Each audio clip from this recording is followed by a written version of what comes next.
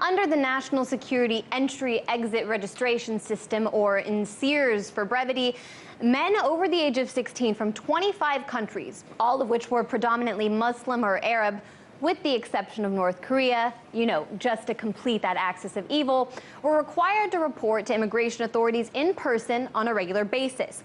They were also only able to travel through specifically limited airports, seaports, or land borders, and had to check in with immigration when coming or going. The program was overseen by the Department of Homeland Security and officially disbanded by Obama in 2011. However, its basic framework remained intact until today, when DHS announced it was immediately dismantling the program, saying its regulatory structure no longer provides a discernible public benefit, as the program has been rendered obsolete. Well, why was it so obsolete? As New York Attorney General Eric Schneiderman noted in a letter to Obama this week, calling him to scrap the system, despite registering over 80,000 teenage boys and men, it never resulted in a single terrorism-related conviction. Human rights attorney Stanley Cohen told me how the system actually functioned. In some places, people voluntarily came in and signed up. In other places, agents raided mosques. They raided schools. They raided communities. They picked people up at airports. They systematically singled out folks that they assumed were Muslim, that they assumed were Arab. They embraced this huge harassment and surveillance technique and program, which ended up drawing a huge net, which drew several thousand people in who may have been out of status and ended up spending years in detention, destroying families, destroying communities, destroying schools, and producing nothing.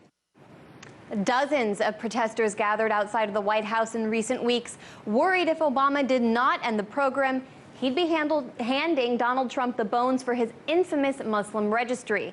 And while his transition team has backed away from that idea recently, when asked about it this week in the context of Monday's terror attack in Berlin, Trump vaguely told reporters, "You know my plans."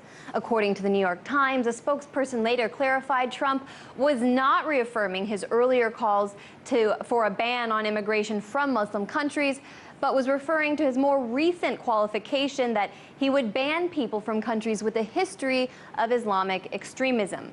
What exactly that means still remains to be seen. In Washington, Anya Parampil, RT. For more on this tonight, we turn to John Sitilides. He's a foreign policy principal at Trilogy Advisors. John, good to have you with us tonight. I'm curious to know your thoughts on this. How do we know a program is obsolete just based on the fact that no one has been prosecuted through the process of using this program? How does that make it obsolete? Well, a couple of things I'd like to point out here, Ed. One, I find it very curious that President Obama waited 5 years after his own team recommended that not only this program be suspended, but disbanded completely, and they chose not to do so, only doing so after the election of Donald Trump and several weeks before he's to be inaugurated. But I want to put this in some context, Ed. In September, FBI Director James Comey testified up on Capitol Hill that the Europeans and the Americans, the American people, can expect a quote-unquote terrorist diaspora to come into Europe and the United States as a result of Iraq and Syria, the war in those countries against Islamic State, leading to a loss of territory and thousands of terrorists coming into the West. At the same time as President Obama has accelerated the influx of Muslim refugees and migrants from those countries into the U.S. without a proper vetting system. So I think we need to look at this more comprehensively, not simply in response to President Obama's strategy, but really what is it that we're going to be heading into in 2017 and 2018 in a much more precarious security situation.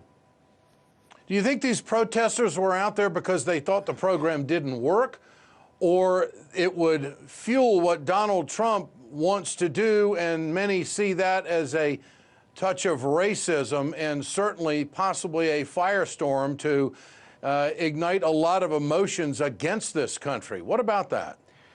Well, as your correspondent noted, the program that was instituted by President Bush and continued by President Obama for 3 years in his first term didn't really turn up many very useful leads in the fight against terrorism in the United States. and so it was largely suspended for the last 5 years. I don't really know what the motivations of the protesters is, and it would be unfair to criticize them in any specific way. But I will say this. President-elect Trump hasn't actually laid out a detailed plan.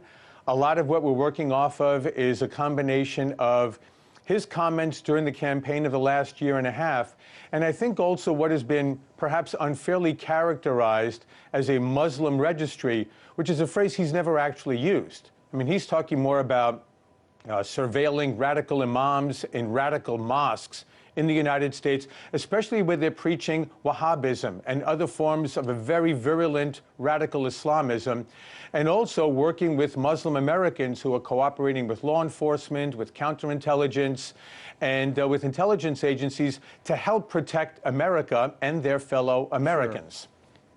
Sure. John Sitilides, great to have you with us tonight. We'll have you back. Great resource. I appreciate your time being with us. Thank you so much.